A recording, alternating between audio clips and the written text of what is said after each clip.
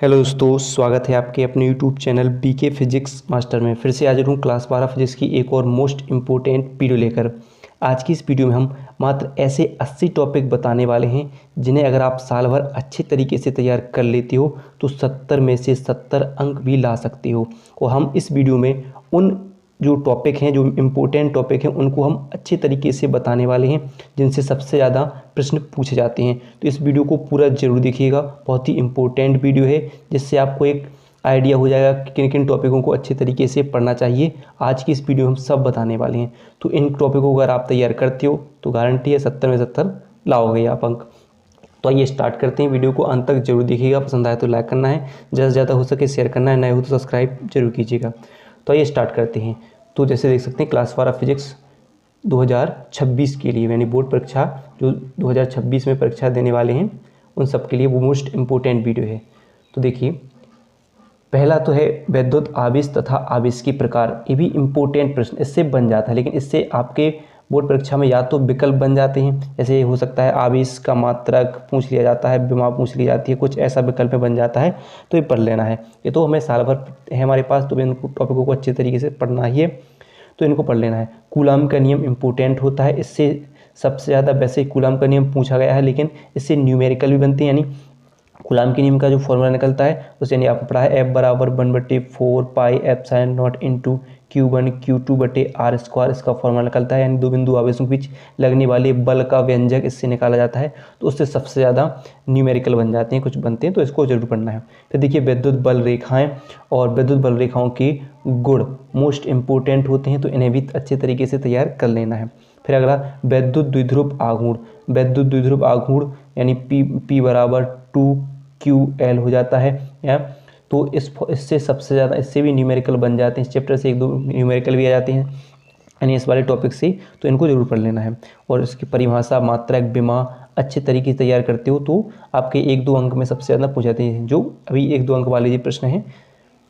फिर देखिए इसके बाद जो प्रश्न है आपका, वैद्युत द्विध्रुव की अक्षीय रेखा पर स्थित बिंदु पर वैद्युत क्षेत्र की तीव्रता।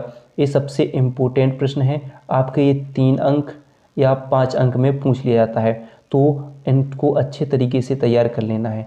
यानी आपके अक्षीय स्थिति की बात करें तो जो E बराबर 1/4 pi epsilon not into P/r³ यानी निकल के आता है, 2P/r³ फॉर्मूला निकल कर आता है, तो सबसे इंपॉर्टेंट होता है, तो इसको तैयार कर लेना है वैद्युत द्विध्रुव की अक्षीय स्थिति में। और एक दूसरा है निरक्षीय रेखा पर, तो निरक्षीय रेखा पर याद कर लेना है, ठीक है। तो दोनों इंपॉर्टेंट होते हैं। फिर एक है जो सबसे ज़्यादा पूछे जाने वाला, अगर हम इसे वेरी इंपॉर्टेंट कहें तो वो भी कम है, क्योंकि सबसे ज़्यादा पूछा जाता है कि एक समान वैद्युत क्षेत्र में स्थित वैद्युत द्विध्रुव पर बल युग्म का आघूर्ण। तो ये सबसे इंपॉर्टेंट है, इसको भी तैयार कर लेना है।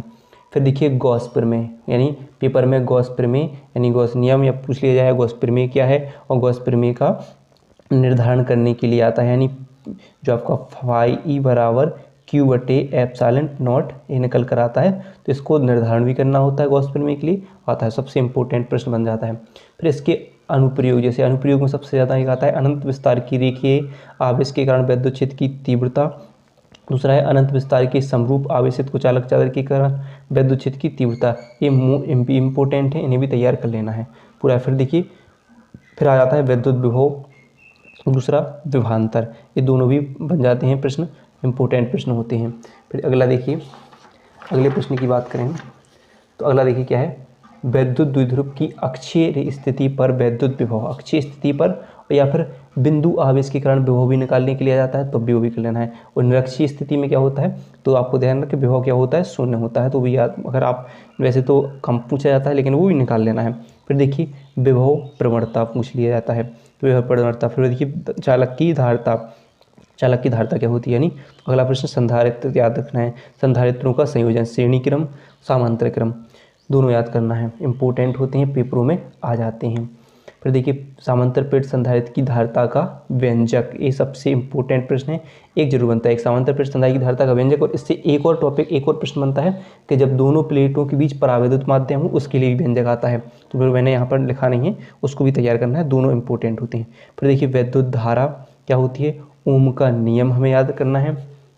अच्छी तरीके से पढ़ना है। फिर देखिए विशिष्ट प्रतिरोध या उसे हम प्रतिरोधकता भी कहते हैं, ये सबसे ज़्यादा पूछे जाना। इसकी विमा और मात्रक भी सबसे ज़्यादा पूछा जाता है इसका, तो इसको तैयार कर लेना है। फिर देखिए विद्युत प्रतिरोध क्या होता है, विशिष्ट चालकता क्या होती है, प्रतिरोधों का संयोजन, श्रेणी संयोजन, समांतर संयोजन दोनों। फिर देखिए किरचॉफ के नियम, दोनों नियम किरचॉफ के दोनों नियम याद कर लेना है, इंपॉर्टेंट होते हैं किरचॉफ के नियम, मोस्ट इंपॉर्टेंट, वेरी इंपॉर्टेंट कह सकते थे। और व्हीटस्टोन सेतु यानी P/Q बराबर R/S, अज्ञात प्रतिरोधों की जिसकी सहायता से गणना की जाती है उसे हम व्हीटस्टोन सेतु कहते हैं। अगला है बायो सेवर्ट का नियम, इम्पोर्टेंट बायो सेवर्ट का नियम याद करना है। फिर देखिए एम्पियर का परिपथीय नियम, इसे आप इम्पोर्टेंट कहेंगे। जो मैं बता रहा हूँ इम्पोर्टेंट क्वेश्चन उन्हें जरूर तैयार करना अच्छे तरीके से।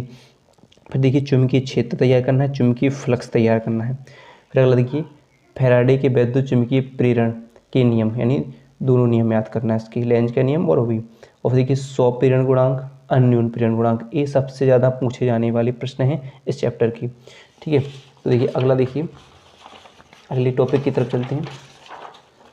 तो अगला टॉपिक है विभिन्न प्रकार के प्रत्यावर्ती धारा परिपथ, एसी, जो एसी परिपथ, एलआर परिपथ, एलसी परिपथ और एलसीआर परिपथ, इसे ध्यान रखना है। और सबसे ज़्यादा इनमें एक प्रतिबाधा का व्यंजक निर्धारण करने के लिए आता है, तो उसको तैयार करना है। तो इम्पोर्टेंट है, इनसे प्रश्न बनते हैं।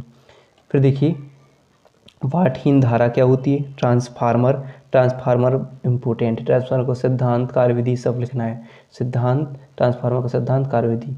विद्युत जनित या डायनामो, ये भी पढ़ लेना है, इम्पोर्टेंट है। मैक्सवेल के समीकरण, ठीक है। फिर देखिए मैक्सवेल का विद्युत चुम्बकीय तरंग सिद्धांत, इसको भी तैयार करना है, इम्पोर्टेंट प्रश्न है। फिर देखिए अगला है विद्युत चुम्बकीय स्पेक्ट्रम करना है, प्रकाश का परावर्तन, इसके नियम याद करना है। फिर देखिए गोलीय दर्पण के लिए UVF में संबंध का निर्धारण करने के लिए, वैसे बहुत कम पूछा गया है लेकिन आपको अच्छी तरीके से तैयार करना है, यानी 1/F बराबर 1/V प्लस 1/U, तो आपको इसको तैयार कर लेना है। प्रकाश का अपवर्तन और इसके नियम तैयार करना है, नियम जरूरी है। और पूर्ण आंतरिक परावर्तन याद करना है। फिर देखिए प्रिज्म इम्पोर्टेंट है, और सबसे इम्पोर्टेंट इसके लिए जो 5 अंक में पूछ लिया जाएगा वो है आपका प्रिज्म कोण, अपवर्तनांक तथा न्यूनतम विचलन कोण में संबंध, यानी N बराबर sine A plus delta M/2 sine A/2, इसको याद करना है। इसमें A क्या होता है आपका, जो प्रिज्म कोण होता है, डेल्टा M न्यूनतम विचलन कोण होता है, N अपवर्तनांक हो जाता है, तो इसको तैयार करना है। फिर देखिए फिर गोलीय पृष्ठ पर प्रकाश के अपवर्तन का सूत्र, यानी अपवर्तन का सूत्र निकल के आता है, उसको तैयार करना है। ठीक है, फिर वर्ण विक्षेपण क्षमता। फिर देखिए पतले लेंस के लिए अपवर्तन का सूत्र, यानी लेंस मेकर का सूत्र, जो 5 अंक का प्रश्न पूछा जाएगा, वो केवल 5 ही अंक में आता है प्रश्न, तो इसे तैयार करना है। फिर देखिए लेंस की क्षमता, फिर लेंस की फोकस दूरी के लिए न्यूटन का सूत्र भी तैयार करना है, यानी x डैश बराबर f डैश हो जाता है, ये तैयार कर लेना है। फिर देखिए अगला प्रश्न है मानव नेत्र करना है, और अच्छे तरीके से करना है, क्योंकि इसके भाग अलग अलग भी पूछ लिए जाते हैं, क्या या टोटल पूछ लिया जाएगा, तो इसे पढ़ना है। सूक्ष्मदर्शी दूरदर्शी दोनों पढ़ना है, इनकी विभेदन क्षमता का निर्धारण करना सीखना है, इम्पोर्टेंट होती है। फिर देखिए हाइगेंस का तरंग सिद्धांत और हाइगेंस की द्वितीयक तरंगाओं का सिद्धांत, दोनों इनके आधार पर प्रकाश के परावर्तन अपवर्तन की व्याख्या है, दोनों देखिए में लिखा है, तो इम्पोर्टेंट होते हैं। हाइगेंस की द्वितीयक तरंगाओं के सिद्धांत के आधार पर परावर्तन की व्याख्या, और हाइगेंस की द्वितीयक तरंगाओं के सिद्धांत के आधार पर अपवर्तन की व्याख्या करना है। फिर देखिए व्यतिकरण क्या होता है, मोस्ट इम्पोर्टेंट होता है, इसकी शर्तें इम्पोर्टेंट होती हैं, शर्तें। यहाँ व्यतिकरण क्या होता है, व्यतिकरण की शर्तें, और व्यतिकरण, और एक मैंने यहाँ पर लिखा नहीं, विवर्तन हो जाता है, तो विवर्तन पढ़ना है। विवर्तन, व्यतिकरण विवर्तन में सबसे ज़्यादा अंतर पूछ लिया जाता है, तो इनका अंतर याद करना है अच्छे तरीके से। प्रकाश तरंगों का व्यतिकरण यानी यंग का प्रयोग, फ्रिंज की चौड़ाई के लिए व्यंजक, जिसके लिए दीप्त अधिक फ्रिंज की दूरियों के लिए सबसे ज़्यादा, चौड़ाई के वैसे कम हो जाता है लेकिन दूरियों के लिए इसका व्यंजक निकालने किया जाता है दीप्त अधिक फ्रिंज की, तो उनको तैयार करना है। फिर देखिए प्रकाश का विवर्तन और कार्यफलन, ये सबसे इम्पोर्टेंट हैं, जैसे हमने बताया कि अंतर पूछ लिया जाता है विवर्तन उसमें। प्रकाश का विद्युत प्रभाव, ये भी इम्पोर्टेंट है, इसके लिए प्रकाश विद्युत उत्सर्जन का नियम आ जाता है। ठीक है, आइंस्टीन का नियम। फिर क्या होता है आइंस्टीन का नियम में, आइंस्टीन का प्रकाश विद्युत समीकरण इम्पोर्टेंट है। आइंस्टीन का प्रकाश विद्युत समीकरण आ जाता है। फिर देखिए रदरफोर्ड का परमाणु मॉडल, ये आपके 5 अंक में या 3 अंक में यानी लघुत्तरीय या दीर्घ बन जाता है। और हाइड्रोजन परमाणु के लिए बोर मॉडल आ जाता है। और हाइड्रोजन स्पेक्ट्रम, जिसमें श्रेणियाँ लाइमर, बामर, पास्चन, ब्रैकेट, फंड और नाभिकीय बल, इसको तैयार करना है। फिर देखिए अगला प्रश्न बनता है अर्धायु क्या होती है। सबसे ज़्यादा प्रश्न पूछे जाने वाला प्रश्न है, पढ़ना है। अर्धायु तथा क्षय नियतांक में संबंध, नाभिक की बंधन ऊर्जा, नाभिकीय विखंडन, नाभिकीय संलयन, ये दोनों तैयार करना है। और अर्धचालक, ठीक है। फिर देखिए ऊर्जा बैंड भी पढ़ना है आपके लिए। ऊर्जा बैंड के आधार पर ठोसों के प्रकार पढ़ने हैं। इसमें एक और पीएन संधि डायोड अर्धतंगिष्टकारी के रूप में, और पीएन संधि डायोड क्या होगा अर्धतरंग और पूर्ण तरंग दोनों के लिए आ जाता है। तो इन दोनों को तैयार करना है टॉपिक में लास्ट वाली में। और जो 4 प्रश्न बता रहा हूँ इनमें जी केवल 5 अंक के आपको मिलेंगे लास्ट में देखने के लिए। तो पीएन संधि डायोड के अग्रमीनत और पश्चमीनत ये तैयार करना है। यानी अगर आप ये 80 टॉपिक तैयार करते हो तो गारंटी है आप बहुत बेहतर करोगे बोर्ड परीक्षा में। तो वीडियो पसंद आई हो तो वीडियो को लाइक और चैनल को सब्सक्राइब करना ना भूलिएगा।